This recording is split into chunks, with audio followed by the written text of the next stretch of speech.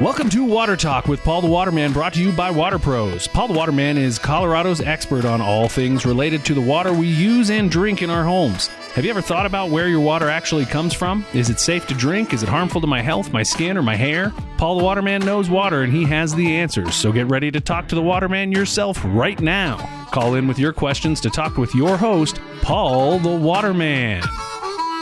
Well, good afternoon, everybody. I hope everybody is enjoying this beautiful day. The sun is shining, and we're almost over all these political commercials. I cannot wait. I can tell you that right now. So today, we're going to continue our conversation from last week and discuss well water. And there's so much information out there regarding well water that, I was thinking, let's talk about the very basics in the beginnings. And that's, drilling for a well up in the foothills. And when you drill for a well, you're not tapping into a natural aquifer. And that's something that I also want to cover and go over. We have an actual water report from the Colorado Department of Public Health from a customer that I want to share with you. So I think it should be a lot of fun. If you have any questions for me, please give me a call at 303-477-5600. Okay. Last week, we talked about a community down South Larkspur. Some folks received a letter regarding radium. And if you guys, this is a really good website I encourage people to go to. It's user-friendly. It's called the WQA.org. And you can look up all this information that we talk about. You can look up contamination issues, and it's called fact sheets. And so one of the fact sheets we're going to talk about real quick is the radium fact sheet. And so, for example, where does radium come from? And radium is decay of uranium. I didn't really realize that it's decay of uranium. So how does that happen? Well, water with rock, and over the period of time was going to decay rock, and thus will decay uranium. And the potential health effects is increased risk of cancer. Seems like everything is an increased risk of cancer nowadays, doesn't it?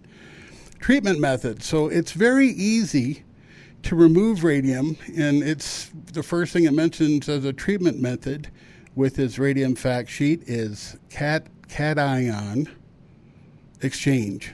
It's basically a water softener. So you don't need to have anything super fancy. A basic, regular, good old-fashioned water softener from Water Pros will absolutely get rid of the radium out of the water.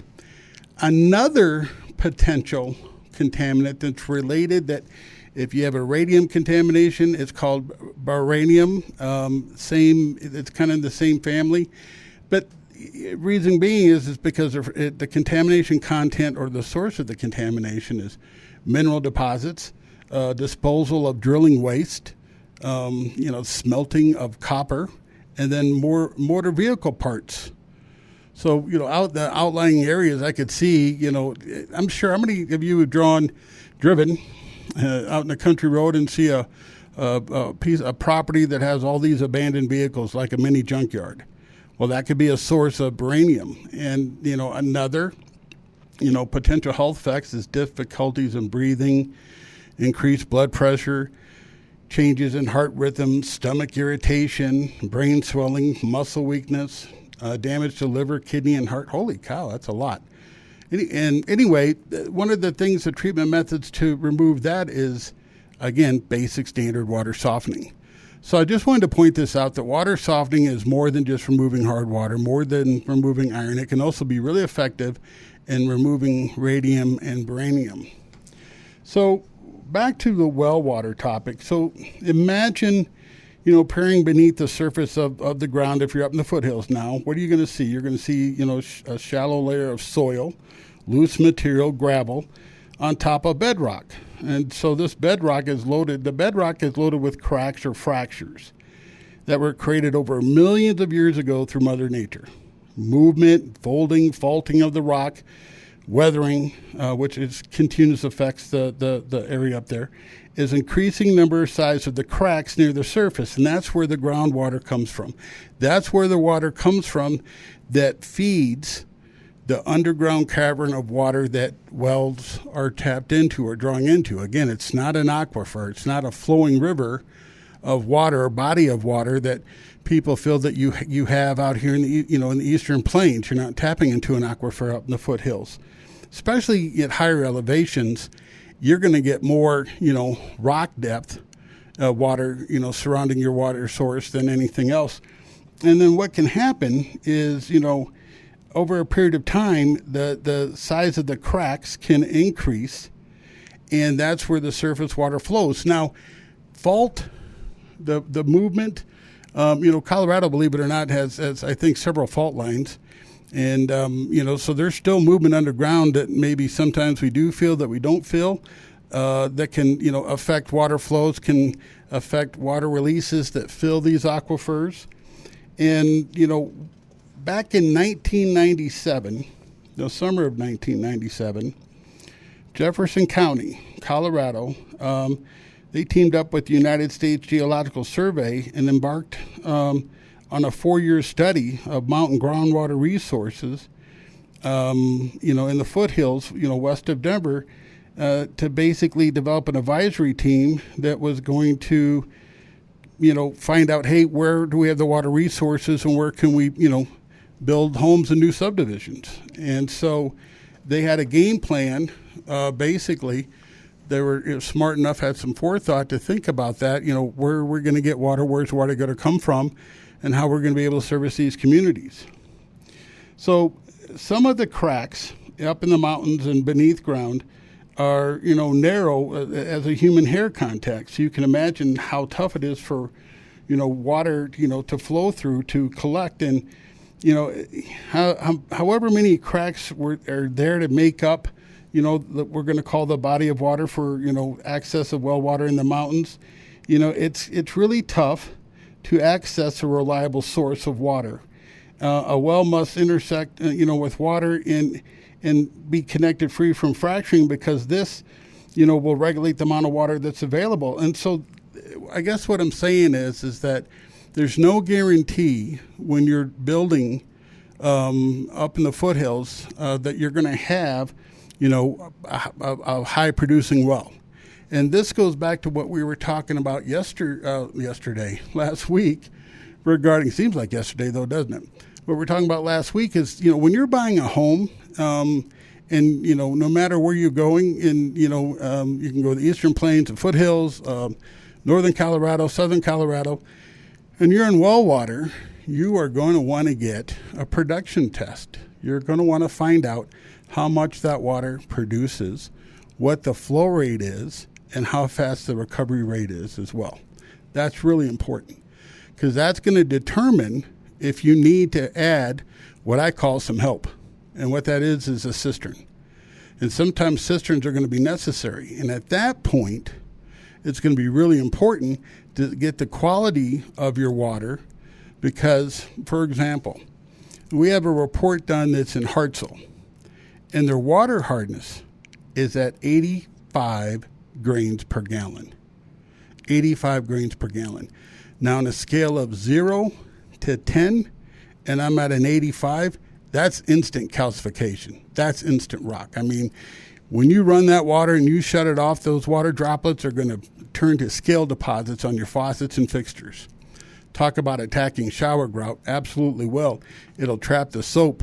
It'll be very difficult to clean. And then their iron content was at 4 part per million. That's instant mud. When you're at 4 part per million, after you shut the faucet off and the water droplets, the iron will precipitate out of the water. It's called ferrous iron or clear water iron.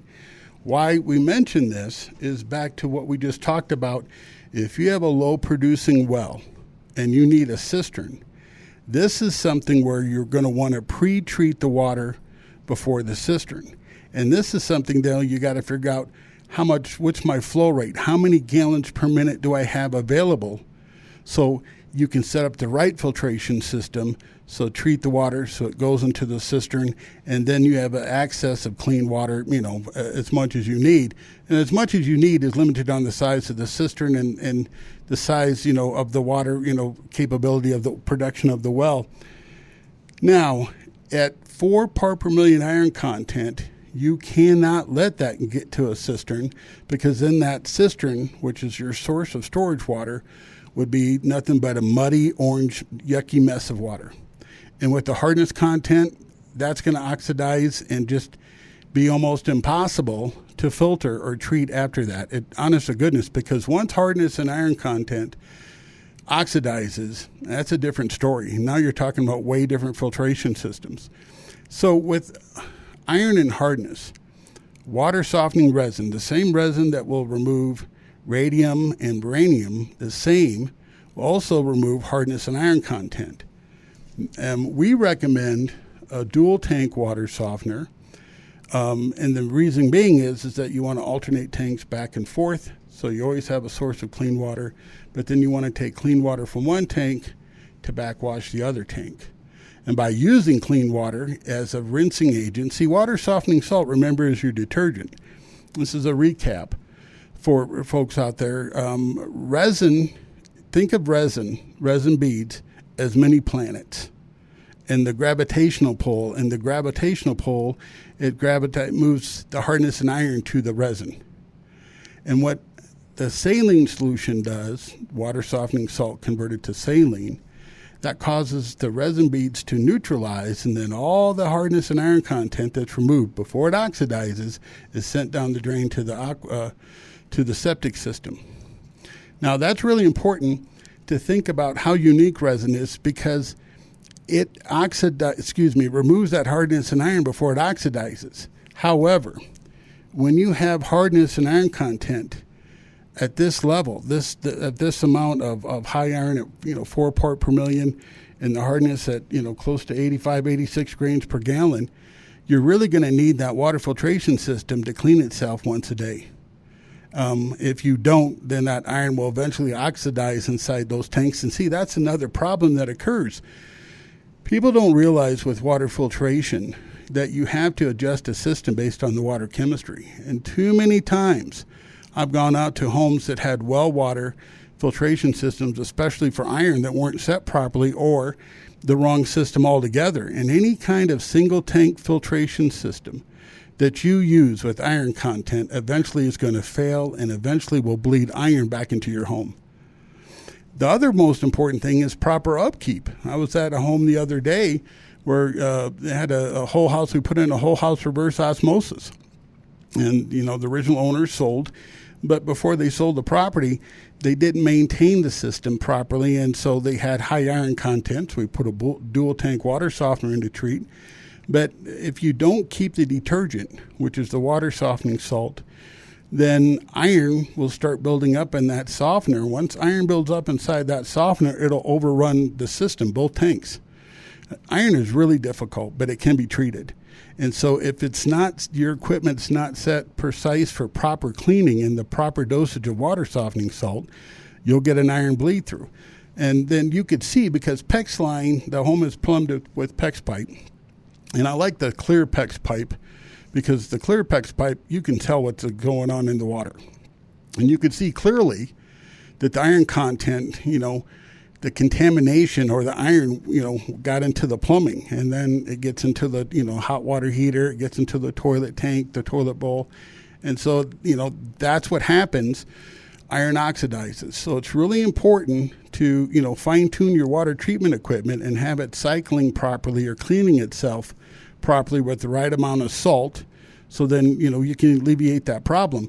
So sometimes in certain situations with problem water, you're going to have to basically look at it as, this is my little mini municipal water supply. In a sense, it is really your water treatment plant, and it's up to you to maintain it on a daily basis, so you always have clean water. And it's important to have clean water so it doesn't, the iron stain won't, ruin the showers and the grout. But the other aspect is your hot water heater and your wash machine and your dishwasher. So let's take a quick break. We'll be right back. The EPA is making changes in regulations for water safety because of elevated levels of lead, Gen X, and forever chemicals in water supplies.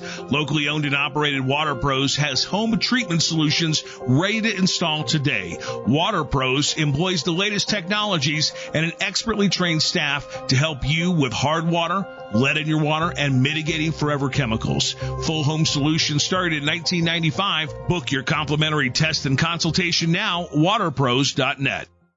Hello, Paul the Waterman here for Water Pros. In the last 6 months, you've received letters from your local water company regarding the dangerous forever chemicals in your water. Several local news television outlets have done segments on the dangers in our drinking water. Trust me when I say pharmaceuticals are the next issue. Water Pros employs the latest technology and an expertly trained staff to help you with hard water and mitigating forever chemicals. Full Home Solutions starting at $21.95 installed. Book your complimentary water test now at waterpros.net. That's waterpros.net.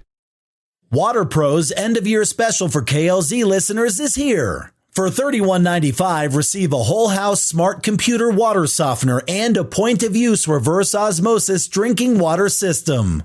Get rid of hard water. Eliminate dry skin. Feel the difference in the shower. With the holidays just around the corner, remove the forever chemicals, pharmaceuticals, and microplastics and provide your family with the best this holiday season. Call Water Pros 303-862-5554 or find them on the KLZ radio programming page. This is KLZ 560, your home station.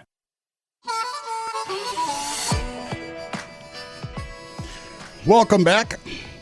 So with well water, a couple things that I want to point out the difference between the foothills and the plains. So in the plains, you have layers of soil. You have several layers, topsoil, then it goes down to, several layers of soil. Sometimes it can go 30, 50 feet of soil before it gets to the water table. But in the foothills and the mountains, you don't have that. So if you're on the eastern plains, think about this. Think about what goes into your septic system. Same as the foothills. But what goes into the septic system goes into the, and what flows through the leach field.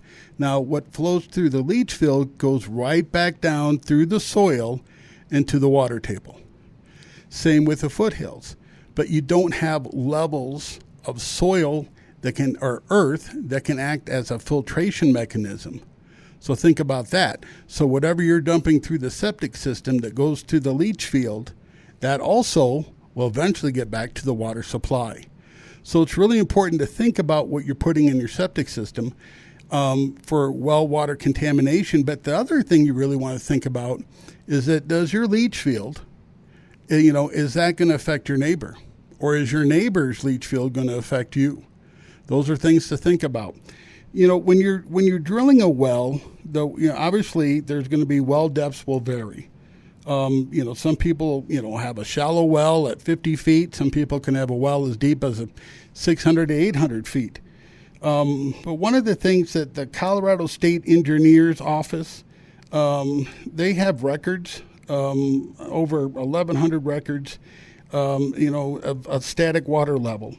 And the average, they say the average water level is about 89 feet below surface. In a 47 square mile basin they tested in Jefferson County, the average depth before they hit water was 89 feet.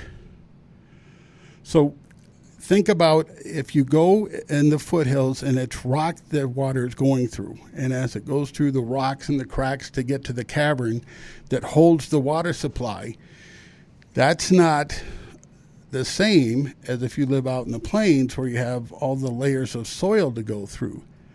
And so that's something that, to think about what you're putting down your septic system, because what you're putting down your septic system can affect your water table. And one of the things to think about, is it safe, to drink water?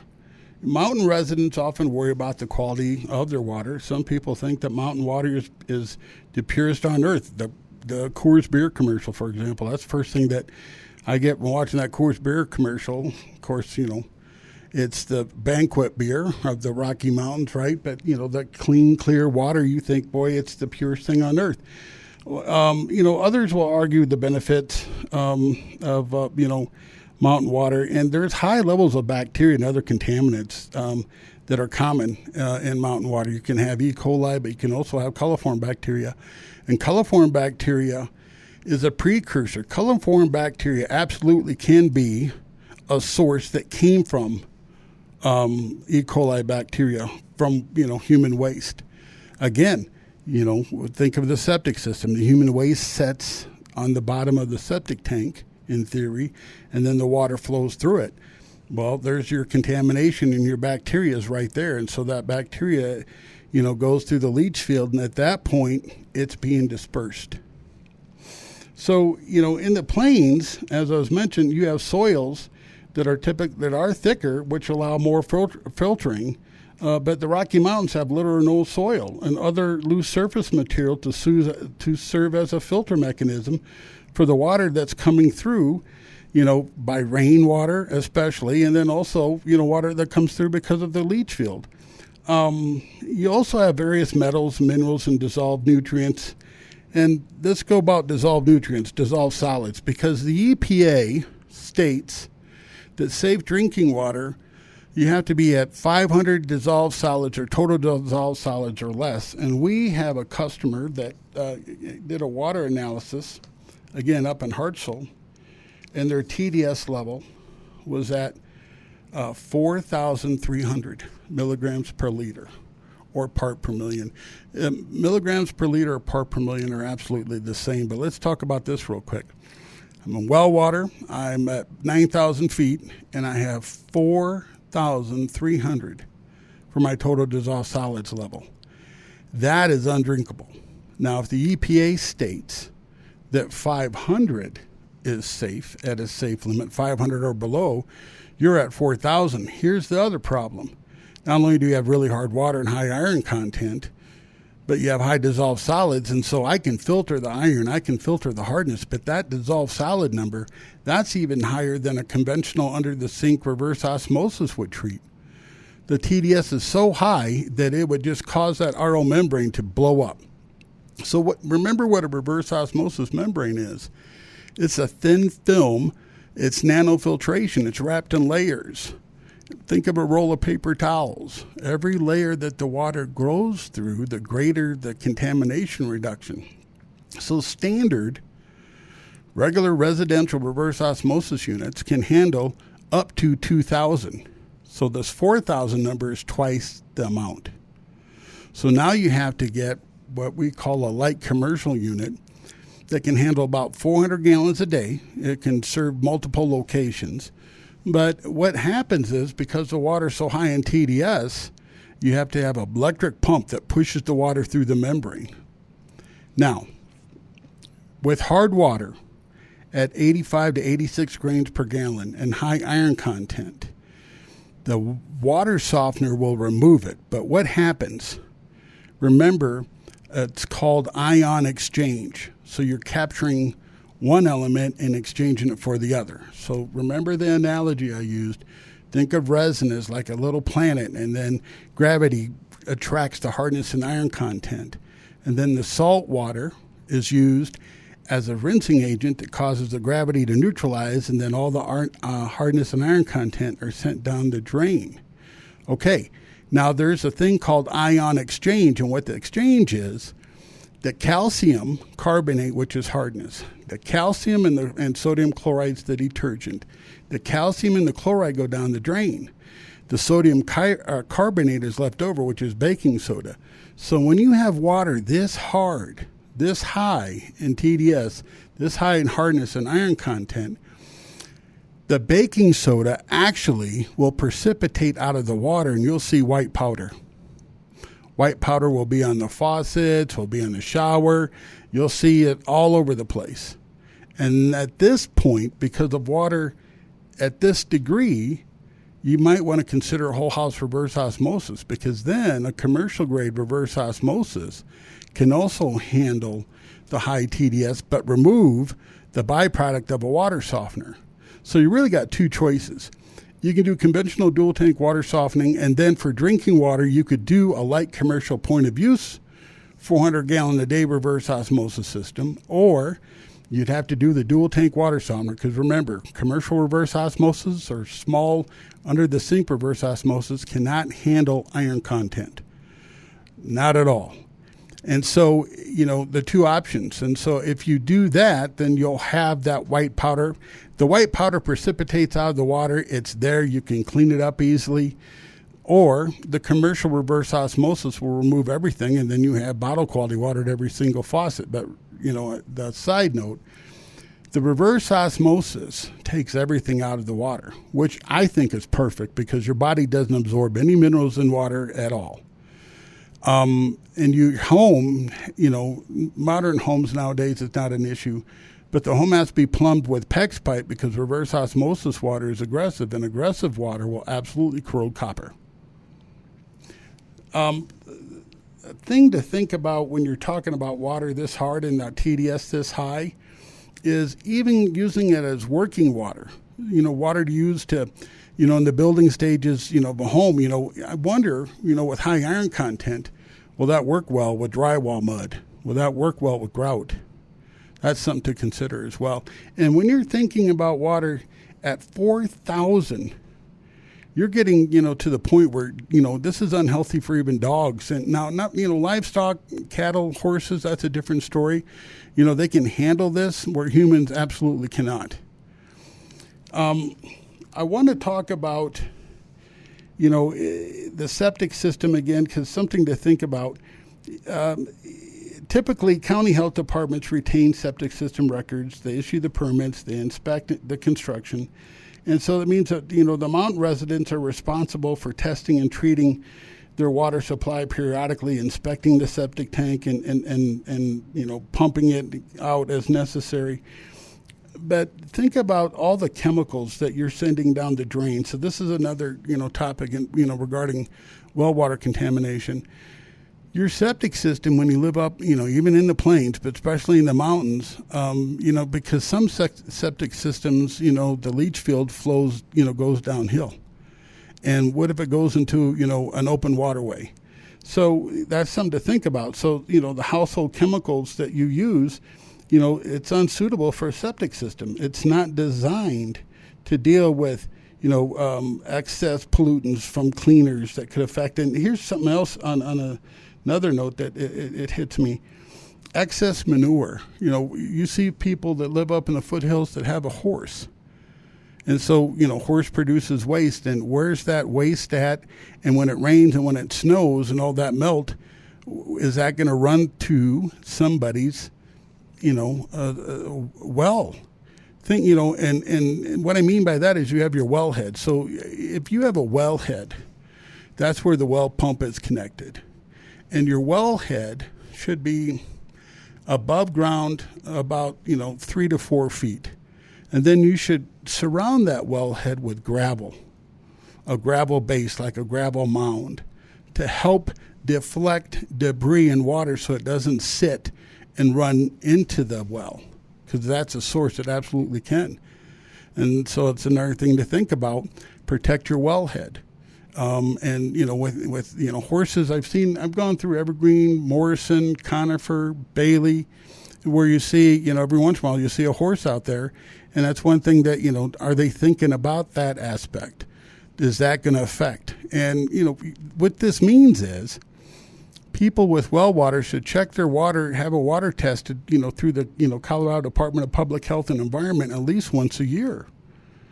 I think that's smart because, bacteria, water quality, well water quality will change.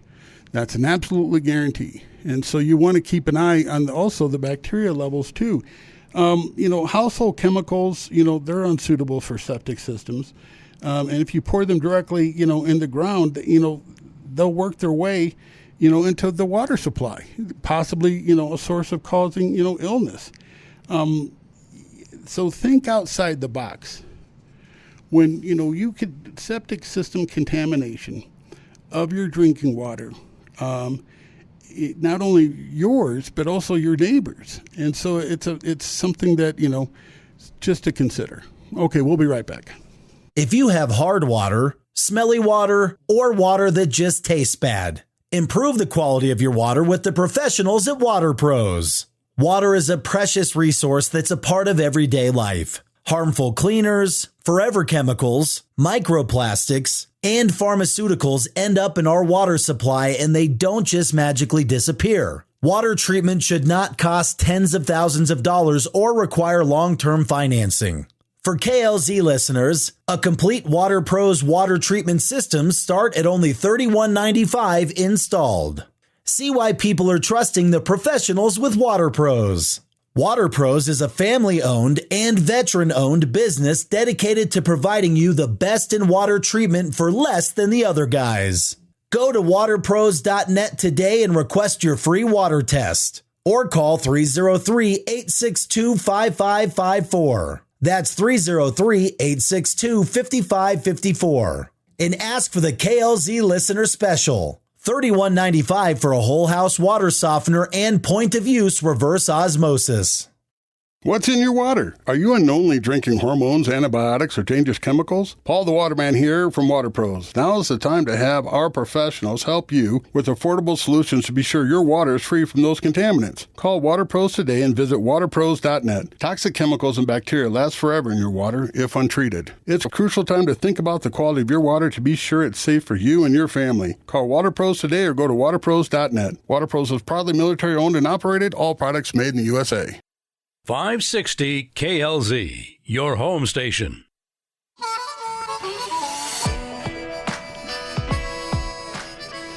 Welcome back to Water Talk. Paul the Waterman here. If you have a question or comments, I love comments. Give me a call at the studio, 303-477-5600. So another thing we have to think about with well water is think about people that lived in town. And they lived in a, city water system where they had city water sewage, septic system, let's say, and, city water provided to them. And then they moved to a well. Well, they're also moving not only to a well, but they're moving to, septic tank usage, correct? So their mindset is still, I live in town. They're not going to think about, what I need to do to maintain. Your septic and your well go hand in hand because of the leach field, and the leach field is where the water overrun goes, and it's your leach field, especially at high elevation, where contamination, can occur. And so, I think realtors really should do two things, and well drillers and home builders. One should put out a statement that, hey, this is well water quality is going to change, and it's absolutely your responsibility. And, no one can be responsible when you're drilling a well. You can't guarantee clean water. It's just, you can't do it. I don't know any well drilling company that issues anybody a certificate of guarantee that we're going to give you the, artesian water that's just crisp, clean, and pure. It doesn't exist. So we want to think about what you're dumping in your septic system because, again, that's going to possibly contribute to somebody else's well contamination. The oldest water quality laws date back to 1899, and it prevents people from dumping trash into streams, rivers, and lakes. That was a good law. And then, water quality, protection took a giant step in 1972 when the Congress passed the Clean Water Act. And this law, regulated, prohibited people and industries from dumping materials into waters without permits. And then in 1974, Congress passed the Safe Drinking Water Act, which allowed the U.S. Environment Protection Agency, the EPA, to establish national standards for public drinking water systems. Now, these regulations, here it goes, is a big one. These regulations do not apply to individual wells. Think about that. And so it's really, truly up to you to think about your water. Think about what you're putting in, your septic system, because ultimately it may not affect your water source, but it might affect your neighbors. That's something that, we really need to, start becoming aware. We got to think outside the box in this stuff. And that's what I think, it's really important. Now, when you have high contamination, uranium, for example, uranium is common in some places in Colorado, especially out in Golden. That Golden Gate Canyon Parkway. What's that highway, Luke, outside of Golden that goes up to the foothills there? Oh, just great. Someone help me. It's the Golden Gate Canyon Parkway, Highway 93 that takes you up in the foothills. And it's that road that you go up that, you go through, 2 different counties. You can go through Boulder County, and you can also go through, I believe, Jefferson County. So up in that neighborhood, we have several customers up there that we help out that have high uranium. And that's from water decaying rock, basically what uranium is. And so what we do is we use an anion resin-based system. But it has to be supported with a standard cation system, because anion resin for uranium removal, okay, is super sensitive. It can't handle hardness, can't handle iron content. So they have a dual tank water softener, then they have a single tank anion unit that will handle the uranium. We also, use an anion unit for high nitrates. And so we have folks in outside of Winter Park, Tabernash. And I can't believe, don't you guys hate it when you're thinking of something and then you know the name of it and it just won't come to you? That's just the silliest thing ever. Must be mad cow disease or something. So anyway, Tabernash has high nitrates. And so high nitrates is something that, anion unit, will remove. And so we, again, have a dual tank water softener that's supporting the anion unit to remove high nitrates. A point of use reverse osmosis will remove that too. But you really want, I think, clean, quality, safe water, at every aspect of the faucet. You want to be able to brush your teeth. And so this is why these units are designed to, remove uranium and nitrates, high fluoride content. And so we can remove that out of the water as well. So when you're dealing back to high hardness and you're dealing with high dissolved solids, and then the other factor, this thing that really I find fascinating with Colorado water quality. Do you realize that you can have high hardness, 85, 86 grams per gallon of hardness, close to 4 part per million of iron content, and the water can still be aggressive? Isn't that something? That means the water is corrosive. So it with copper pipe, it would absolutely corrode it. It would corrode and affect your appliances. Your tankless hot water heater for sure would be affected. And so what you have to do is see, calcite is what we use to raise the pH level. In a sense, what you're doing though is you're really making the water harder. So when you're dealing with water quality at this level, you really have to remove the hardness and iron content first in order to then treat the water with calcite to elevate the pH. Why is that? Well, calcite is really heavy. Calcite is like 100 pounds per cubic foot. Another thing, too, that drives me crazy is I've seen some companies put a backwashing filter on a calcite tank, which makes no sense to me because you're not going to lift the media. The only thing you could try to do with that backwashing filter, in theory, is try to rinse all the debris that would collect on top of the calcite. But there's no benefit to the calcite media. What you need with calcite is you really need to use only 3/4 of a cubic foot.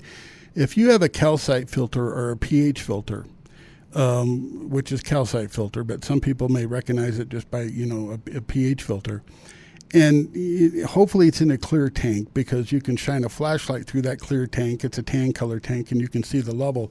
If you haven't added calcite to that tank in over a year, then most likely it's not working anymore. Because one of the other things I've seen is companies go out there and add up to 2 cubic foot of calcite. And the problem with that is that calcite is so heavy that it solidifies and turns to cement. I took a calcite tank. It was super heavy. Oh my gosh. It had at least 2 cubic foot of calcite. It wasn't treating the water anymore. And so we cut the tank apart, and that calcite was solid as a rock.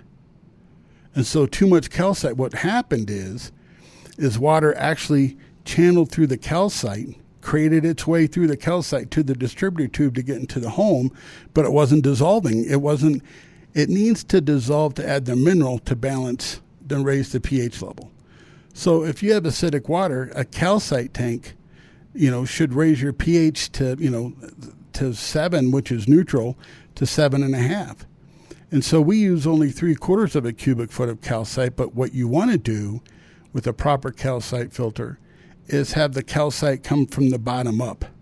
So you want to send the water through the distributor tube and then have it go down to the bottom of the tank, and then it's forced to lift through the calcite. That's, in my opinion, the proper way to install it. And when you do it that way, then you're going to get the right amount of calcite to dissolve that will elevate the pH that it stops the aggressive nature in water. Again, calcite is something that is super heavy. If you have too much calcite, it just will solidify and it'll just sit there and it won't do anything for you. So back to this water situation. If I've got extreme hardness and high iron content, I have to treat that first before I go to the calcite filter. So then when I go to the calcite filter, after the pre-treatment, what's really going to happen to the water? Well, it's going to be technically mildly hard. It's probably going to be about 3 grains. And some people can live with 3 grain water because it's a lot less than 85 to 86 grains, and we have eliminated the iron content for sure. And some folks would want to put a little bitty tiny polishing softener after that because they absolutely really want total soft water. Now, if you did the whole house reverse osmosis, okay, the whole house reverse osmosis would also require a calcite filter after, because, RO water is aggressive. Reverse osmosis, short for, is RO water. But again, majority of the homes now are plumbed with, PEX pipe, and the faucets and fixtures, believe it or not, have little bitty PEX tubes, feed lines inside there. So, you won't corrode your faucets or your fixtures. You will corrode the drain stops. The drain stops, the finish will wipe off, and potentially you will be harming, your appliances, especially the tankless hot water heater. So you really need to use a calcite filter. In addition, when you're using whole house reverse osmosis systems as well. Your body loves acidic water. Your stomach acid is acidic. So acidic water to drink is not harmful to us humans. Even to animals. It's the plumbing and the appliances that it really truly affects. Now I want to talk about water softeners and how they affect a septic system. Because that's, I think the next, a logical step. There's a lot of people out there that have a misnomer, a misthought that water softeners add too much salt are harmful to a septic system. And remember, it's not salt. It's sodium bicarbonate. It's baking soda. And so baking soda is absolutely non-aggressive. It's non-acidic. I don't see baking soda, as a byproduct in water softening that's going to, deteriorate concrete. And if you have a concrete septic system, absolutely it's not going to kill the bacteria. And it's absolutely not going to do anything if you've got, like a plastic tank as a septic system.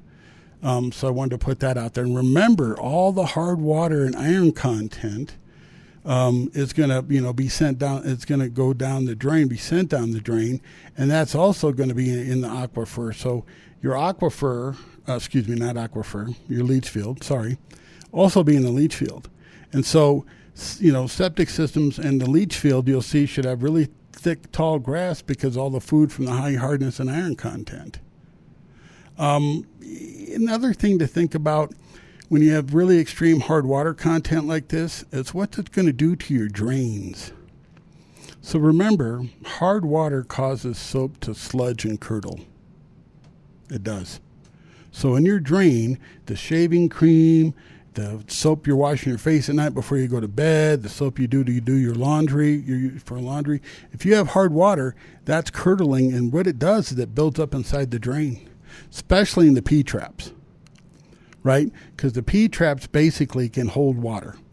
And so if you got a lot of soap sludge, have you ever, anybody out there known had to clean out a leach field because of soap sludge? Or have you ever had a septic tank had to be cleaned and they said they found a bunch of soap sludge? That's what hard water does. And so, when you're dealing with water this hard at, between 84, 85 grains per gallon of hardness, with, close to 4 part per million iron content, that's going to absolutely affect the drains. And with that soap sludge, you're going to have drainage issues. And so the benefit of a water softener, eliminating all that out of the water plus soft water, will prevent all that, sludge buildup in the drain. And if you have existing buildup and you add a water softener after the fact, well, guess what will happen? The soft water will dissolve all that buildup. Soft water dissolves existing. For healthy lifestyles, outdoor living, and clean organic eating, 100% Colorado owned and operated Water Pros provide affordable in-home water treatment options. Water Pros can help you with hard water, lead, and forever chemicals in your drinking water. Living organic means eating organic, and eating organic starts with clean water. Learn more about your water and schedule your free consultation today. waterpros.net. Water Pros. Healthy water means a healthier you. With forever chemicals in your water, it's crucial to think about the quality of your water. Paul the Waterman here for Water Pros. Be sure your water is safe with affordable solutions from Water Pros. Visit waterpros.net today. Water Pros is proudly military owned and operated. All products made in the USA. The EPA is making changes in regulations for water safety because of elevated levels of lead, Gen X, and forever chemicals in water supplies. Locally owned and operated Water Pros has home treatment solutions ready to install today. Water Pros employs the latest technologies and an expertly trained staff to help you with hard water, lead in your water, and mitigating forever chemicals. Full home solutions started in 1995. Book your complimentary test and consultation now, waterpros.net. You're listening to KLZ 560, your home station.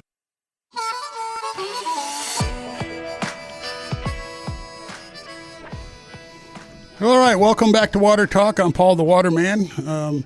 Happy to have you with me here today. I want to wish everybody out there a safe and happy Halloween. I'm excited about handing out candy. I think that's my favorite part. Handing out candy, seeing all the kids in the costumes, that's sure a lot of fun.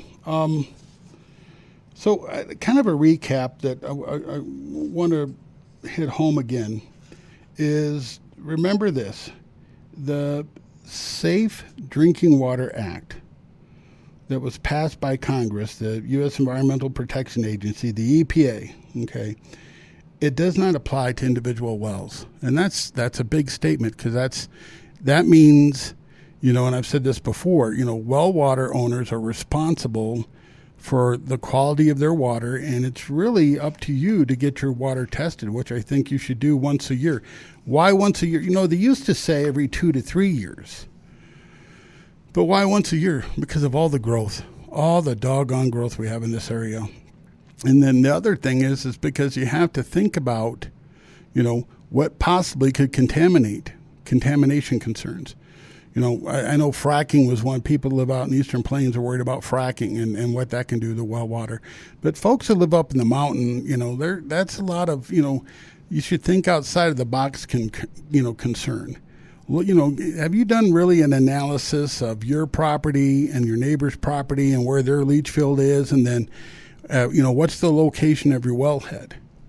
Have you thought about, is your wellhead covered up with a bunch of debris and dirt and junk that, do you know where it's at? And, if you do, clean it out, and like I said, build up a mound of gravel around it so things can run around it, run away from it. Because, that wellhead it's a casing that is directly to your water resource, your drinking water, your cooking water. And so you want to protect that. But you also want to take a look at and see, where is your neighbor's leach field in correlation to direction to where your wellhead is. Maybe what you could do is plant trees and shrubs away from your wellhead, but designed to protect any contamination water flow from getting there. Think outside the box. Think maybe you can, create a little berm around it to prevent. You don't want to be in a situation where you allow water to pool around a wellhead. That can absolutely be a source of, bacteria contamination. And then when you're dealing with extremely hard water and high iron content, remember this. Berm and green sand is, in my opinion, old school filtration.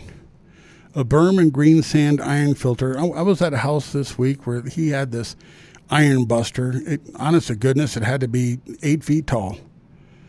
With the control head on it, it was 8 feet tall. It was every bit of, 48 inches in diameter. And that would be an iron buster. But see, what you have to think about, back to what we talk about, well production and flow rate.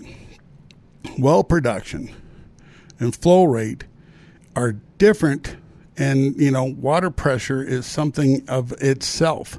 So if you don't have enough flow rate to properly rinse filtration media, and I guarantee you there's no well in the country today that can handle a commercial size iron filtration unit, you'd have to have a 3-inch water main to properly handle a iron system like that.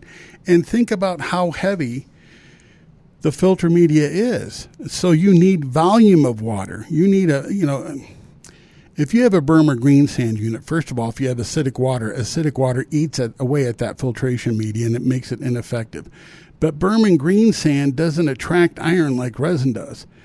On a berm and green sand filtration system, you have a control head that's oxidizing the iron out of the water, and then that oxidized iron is supposed to be trapped in that media. And then it's during the backwashing process that the water is shot through the control valve or sent through the control valve. So what happens is they use the same water flow that you have, and they send it through a smaller hole to try to create pressure, and then the water bounces off that media and in theory causes all the iron that's oxidized to lift, and they send it down the drain. But if you have oversize, meaning if you have too much berm or too much iron content, then what will happen is that if the backwashing or the rinsing cycle isn't long enough, you're eventually going to work the oxidized iron down through that filtration media, and it's going to get into the house. And that's why any kind of single tank iron filter system, absolutely, in my professional opinion, is designed to fail. The only filtration media I've seen that can remove 100% of the iron content is good old-fashioned water softening resin. But you have to have a dual tank water softener. And the reason being is because you want to be able to have a source of soft water from one tank to clean the other tank. And that's really important. A point of use reverse osmosis drinking water unit, I think everybody that lives on well water should have, just for the safety of your drinking water.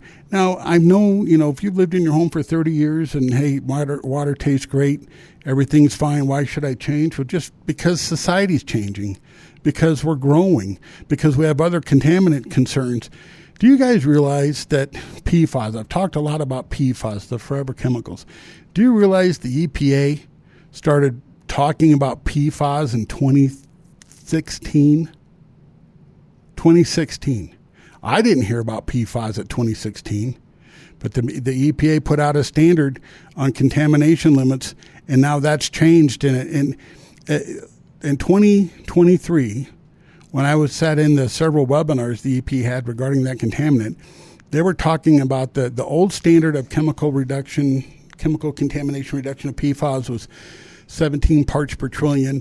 2023, they said they want to get it down to 4 parts per trillion. And now, here in 2024, they're coming out and saying 0. And remember what I just talked about the EPA and the EPA mandating, public water systems, the Safe Drinking Water Act. So the EPA is going to mandate city water systems, municipal water systems to, get rid of the PFAS. But again, a private well, you don't have that. And so you're on your own. So I encourage everybody that's lived on a well that, has that security that, hey, my well water tastes great, it's fine. Think, okay, but now think about times have changed.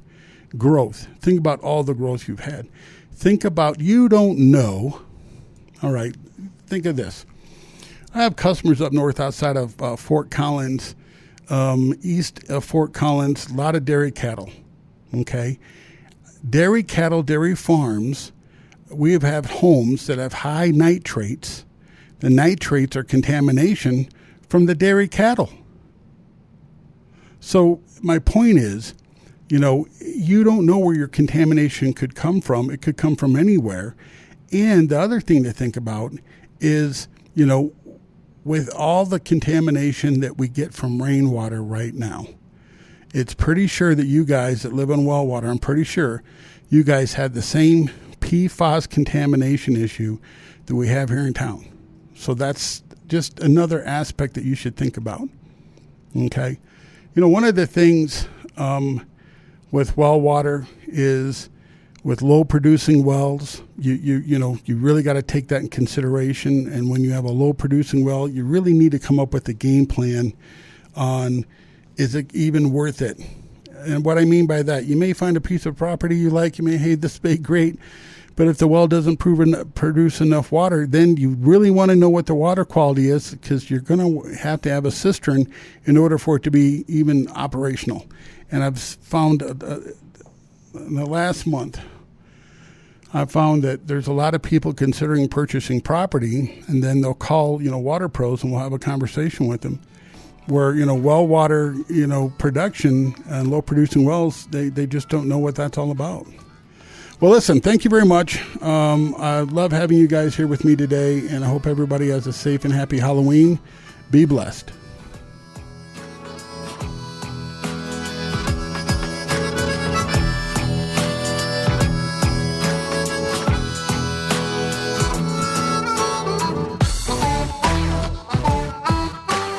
Remember to reach out to Paul the Waterman with your questions and water filtration needs, and be sure to tune in to Water Talk Thursdays at 2 p.m. to talk with Paul. And for more information, find him on the programming page at klzradio.com.